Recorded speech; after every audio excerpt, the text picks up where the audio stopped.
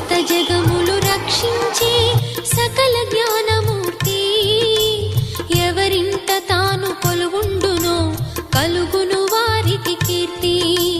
సకల సంపదల మూలము సుమనోహరి లక్ష్మి, శ్రీ చక్రవాసిని మాత శ్రీ విష్ణు ధర్మ పత్ని.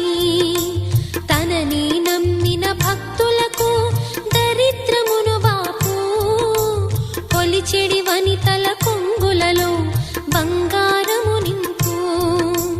అష్టలక్ష్ముల రూపున అవతారం దాల్చినది, కష్టములను తొలగించగా భూమిలో వెలసినది.